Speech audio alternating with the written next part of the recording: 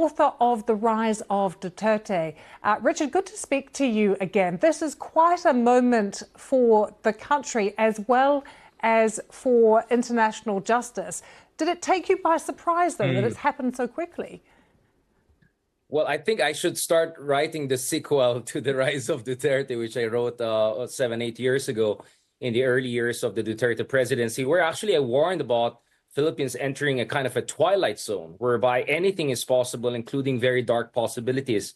But I think today we have seen that the Philippines may be entering a new chapter whereby we may have actually less than dark possibility, potentially even positive outlook for the Philippines. First of all, let's not forget, this is a big deal for ICC itself. If it's true, speaking of the reports that Duterte will be directly whisked away to The Hague and not allowed to come back to the Philippines and create drama and chaos and use delaying tactics with the Supreme Court and domestic courts. If that were to be the case in the coming hours and days, that's a big win for the International Criminal Court and the rules-based international order. Because let's not forget, the ICC has not been doing very well nowadays. It's under assault by the Trump administration. As we speak, pro-Duterte elements are asking Trump to save their idol. The warrants of arrest against Putin, against Netanyahu, against Taliban leaders, I don't think any of them will go anywhere anytime soon.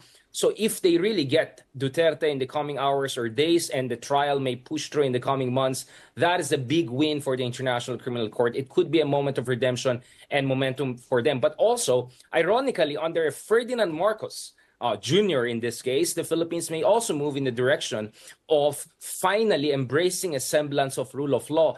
Tens of thousands of Filipinos, perhaps as many as civilians who have been killed in Gaza over the past year or so, have been killed in the Philippines under very suspicious circumstances. Many believe that these were death squads or parallel police operations under the Duterte administration. So now there's a chance for a semblance of justice there. But speaking of Duterte's, just like Trump, they want to make a comeback. They want to portray themselves as a victim. So as Waldo Emerson warned a century ago, if you take a hit at the king, make sure you get it all the way through. So we're still anxiously watching whether he's really going to be whisked away to The Hague and whether there'll be a